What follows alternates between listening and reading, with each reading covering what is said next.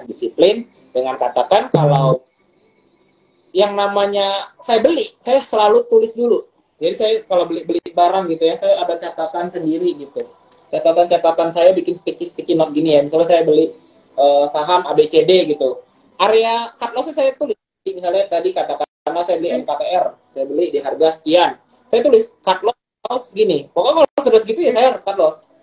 Masalahnya naik baru beli lagi, baru urusan nanti gitu. Kalau sekarang supaya disiplinnya ya. Jadi intinya saya tick turun tuh saya harus cut loss.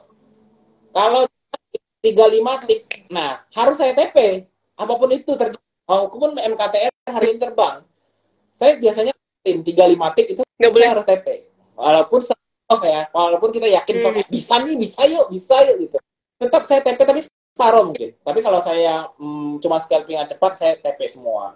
Tapi biasanya kalau saya masih melihat trennya bagus, katakanlah MKTR tadi breakout ya, itu biasanya separuh. Kalaupun turun dekat-dekat area beli saya tadi, saya nambah lagi, katakanlah beli 1000 lot gitu ya teman-teman, jualnya 500 dulu lah, mana tahu nanti terbang lagi kan. Begitu dia turun, saya beli lagi, ya kita masih bisa tambah lagi 500 lot. Enggak, ya turun, enggak TP gitu loh. Jadi sebenarnya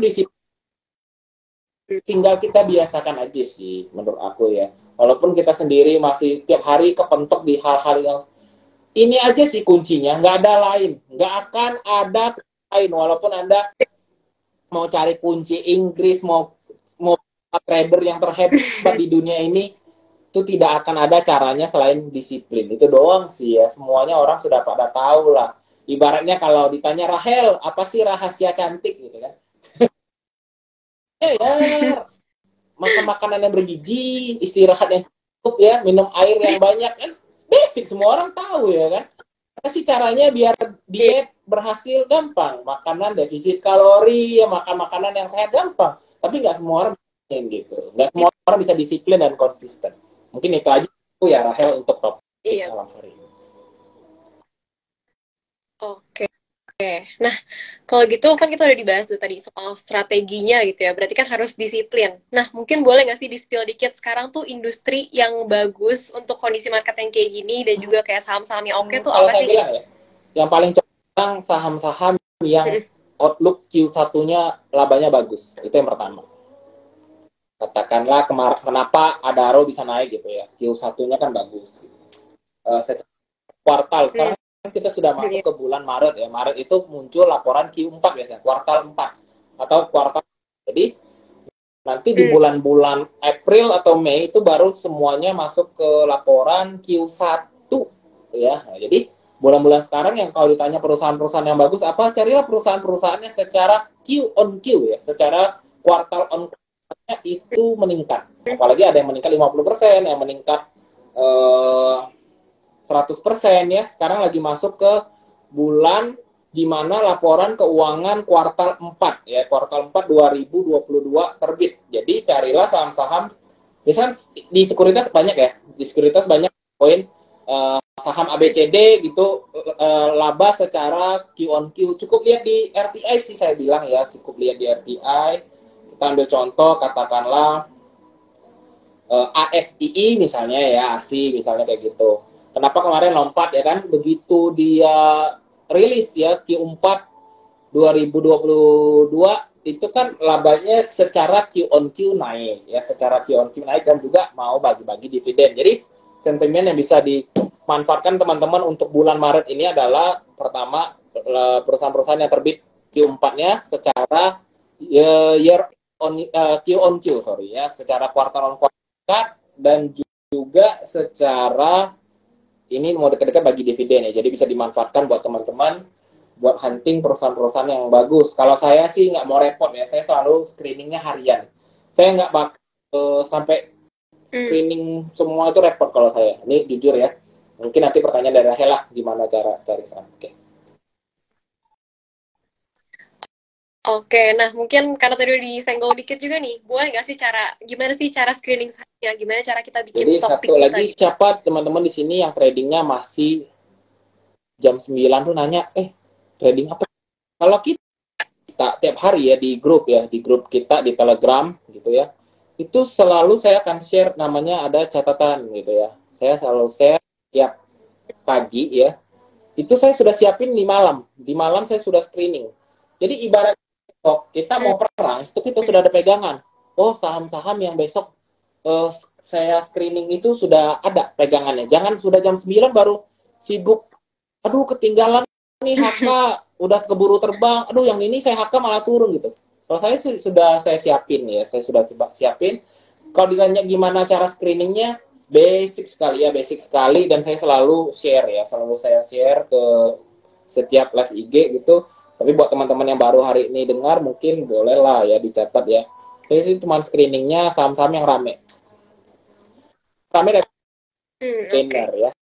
Saham-saham tapi kan tidak semua top gainer rame. Jadi cuman saya filter top gainer yang punya volume gitu ya. Nah, tadi kan saya sudah bilang ya, transaksi rame itu berapa sih gitu.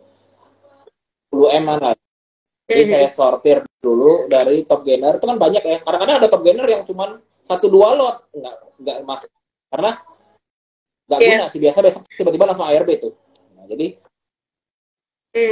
jadi tetap iseng-iseng doang ya berarti. Saya harian lah. Saya karena scalping harian, hari ini apa yang kenceng biasanya. Besok lanjut, contoh paling gampang. Hari ini ramenya apa?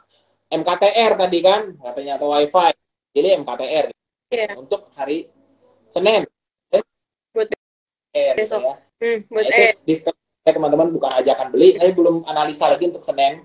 Karena biasanya tapi ini ya hari ini rame. MKTR rame. Jadi Senin itu masih bisa dimanfaatin ya untuk scale.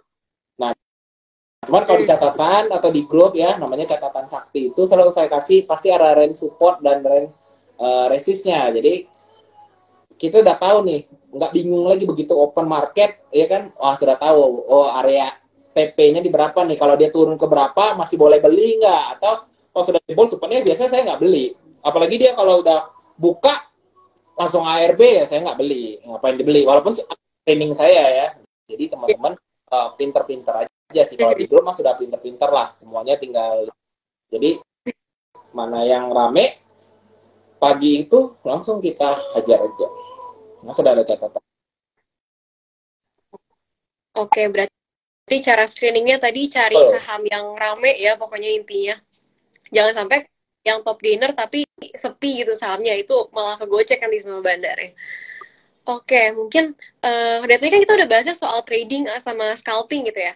Nih, sekarang kalau misalkan untuk investasi sendiri, sekarang tuh waktu yang tepat gak sih buat mulai invest? Kalau ditanya ya, waktu yang terbaik untuk invest itu kapan ya teman-teman? Waktu yang terbaik untuk invest itu adalah ketika market crash sebenarnya. Jadi kalau ditanya, apakah market crash? Belum sih menurut saya ya. Kalau invest ya. Tapi kalau ditanya, boleh nggak nabung saham? Nggak boleh, tiap hari boleh ya. Nabung saham invest juga toh, tapi sistemnya nabung. Tapi kalau sistemnya investasi besar-besaran, serok bawah, itu ketika bear market, ya bear. Kalau ditanya orang-orang yang sukses di saham itu cuma satu ya, mereka itu berpacu pada momentum. Momentum apa? Yang tadi saya bilang, momentum ketika market crash ya. Ketika bear ya, super bear lah katakanlah ya, super bear market itu crash ya, seperti katakanlah kemarin. Nah, itu waktu yang paling tepat untuk investasi. Kalau sekarang menurut saya sih wait and see aja ya. Menurut saya wait and see, dan yang paling bagus adalah ya kalau mau cicil-cicil blue chip atau swing-swing pendek ya, swing-swing pendek yang katakanlah mau daripada yield deposito ya, deposito di bank sekarang kan masih kecil banget ya, masih di angka range 3%-an ya, di bawah 3%. Ya kalau sekali dapat dividen yang jumbo ya kan, why not gitu. Dikejar masih cukup ya untuk di bulan-bulan dividen ini gitu loh. Katakanlah saham-saham yang punya dividen tinggi. Kalau saya pribadi saya belum lah. Karena satu, kenapa saya lebih fokus di penggandaan aset aja dulu. Dengan cara apa ya? Dengan cara scalping. Karena kalau ditanya modal kecil biar gandanya cepet, caranya cuman trading ya, trading scalpingan gitu. Tapi kalau bingung duit 2 miliar daripada dibeliin misalnya Palisade 2 biji ya, atau dibeliin yang lagi rame tuh dibeliin Rubicon ya kan, ya jangan show off ya, ini lucu ya teman-teman ya. Jadi buat Anda anak-anak pejabat daripada beli Rubicon ya. Kalau ditanya mau invest, boleh ya, boleh invest di saham aja, nggak usah di show off ya, nggak usah dipamer ya kan. Pamer kekayaan bisa ditangkap orang pajak ya kan. Nah, yang kedua, pamer kekayaan dikira Anda ini ya apa tuh pesugihan. Jadi ya sekarang paling bagus sih memang invest aja lah ya. Iya betul. Yang mana-mana aja ya. Oh tapi nggak bisa pilih saham ya udahlah invest reksadana aja gampang mah. Masih banyak banget pilihannya untuk buat investasi apalagi sekarang ini ya. Oke, mungkin ini nggak ada pertanyaan ya. Tadi ada satu pertanyaan, ada yang nanya nih, baru aja dibahas. Malah nanya, Senin yang arah kira-kira apa kok? Nah ini tuh dong pertanyaannya. Kalau misalnya saham yang Senin bakal arah ya, saya tinggal tetangga ya teman-teman. Ya jangan ditanya sama apa yang arah. Tapi kalau mau sukses satu tadi disiplin itu paling penting. Gak ada kunci lain selain disiplin ya. Kemudian lalu diri itu untuk think and trade like a market maker. Nah sekarang namanya kita hidup kan di bisnis saham ya, di dunia persahaman. Saham itu kenapa bisa bergerak kan pasti ada market makernya ya. Kalau saya lihat sama bursa nggak boleh sebut-sebut bandar, market maker nggak boleh. Tapi cari connya bebas lah ya. Bebas, kalau kita mau trading bebas. Kita harus think and trade like a market maker. Jadi kalau kita mau trading ya harus berpikir dan juga trading like-nya seperti si market maker kayak gitu. Ada nggak yang beli di pucuk jual di ARB? Nggak ada.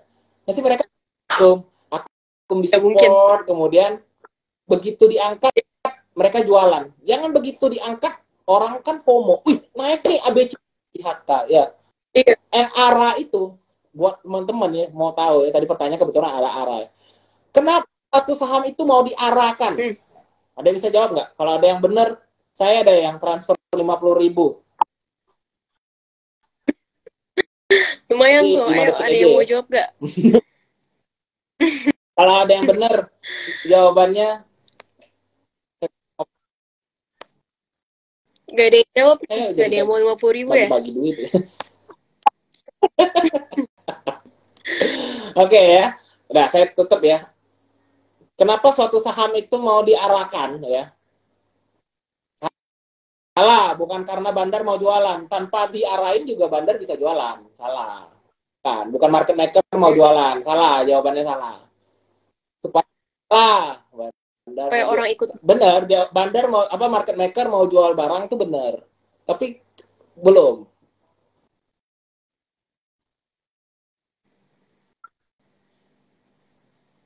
Karena mau di ARB-in, jahat banget. Supaya pada beli di pucuk. Ya. Jadi pertanyaan bandar mau jualan tuh benar, tapi kurang tepat lah menurut saya. Mau buang barang tuh sudah tahu lah, kita semua sudah tahu. Namanya bandar mau jualan ya buang barang ya. Dah. Oke, jawabannya benar adalah ya yang paling penting yang teman-teman harus tahu. Kenapa suatu saham itu harus diarahkan? Kadang-kadang kan arahnya ada yang nggak jadi. Apalagi sekarang tuh jadi sering banyak arah habis itu nggak jadi. Katakanlah future kemarin ya.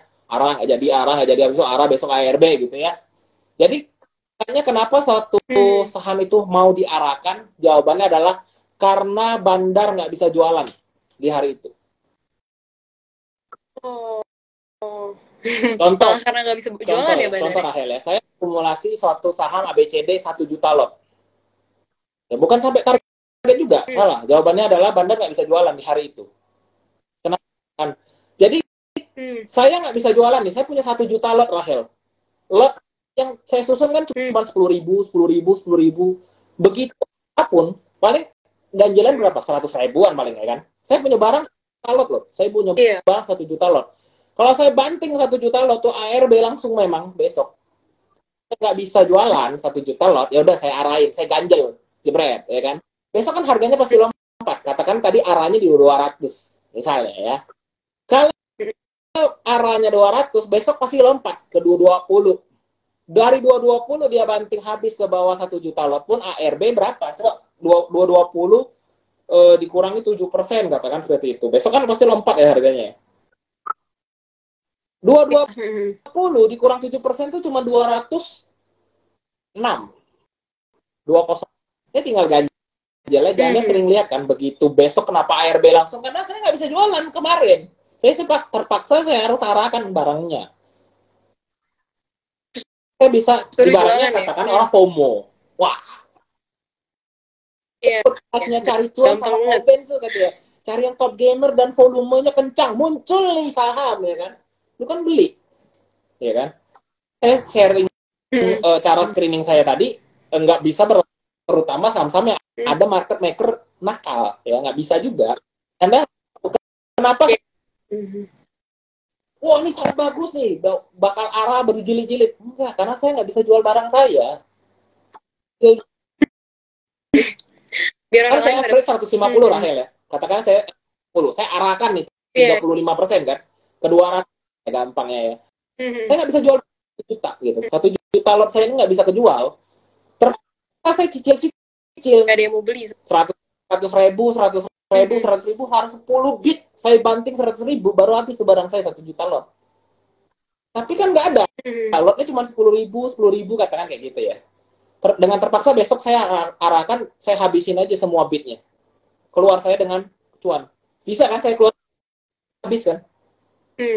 Nah, itu teman-teman. Bukan karena sampai target tuh nggak ada. Bandar itu nggak pernah punya target. Suka-suka dia. Kalau pasti retailnya sudah sedikit, ya udah habisin aja. Jadi, think and trade like a market maker. Jadi, kalau kita belum bisa belajar hal ini ya, terus hidup mau trading Anda sampai tua pun tidak akan pernah bisa profit. Percayalah sama saya. Selamanya jadi retail, kalau nggak pernah belajar berpikir jadi seorang bandar ya, berpikir sebagai orang market maker, kita tidak akan pernah berhasil di pasar saham. Dah, titik. Mau disiplin apanya kalau pola pikir kita, mindset kita belum jadi seorang market maker, percuma. Nggak bisa sukses. Karena besok apa? Yang arah besok dikejar lagi. Padahal udah dijualin ya sama bandarnya. Market maker berpikir apa? Orang arah besok pasti beli. Si market maker kan benar tadi yang jawab, market maker jualan, tapi kenapa diarahi kan bukan karena saya mau jualan, karena saya nggak bisa jualan hari itu, makanya saya arahi. Jadi semoga Aim, penonton dari Cari Cuan dan dari Benspiria malam hari ini 78, saya doakan di antara kita jadi master suatu saat. Amin ya teman-teman ya. Jadi sukses ya buat teman-teman semuanya. Kalau kita masuk saham, intinya trading dan berpikirlah seperti seorang market maker. Benar. Oke, nah mungkin boleh dirangkum dikit ya. Hari ini live-nya singkat, padat, jelas banget. Intinya kalian harus disiplin sama kalian harus berpikir dan ngelakuin kalian trading tuh kayak seorang market maker. Intinya itu doang. Oke, mungkin karena waktunya juga udah habis ya nih kok. Thank you so much nih hari ini, bener-bener diajarin banyak banget, pola pikirnya bener-bener diubah, dan hari ini live-nya fun banget.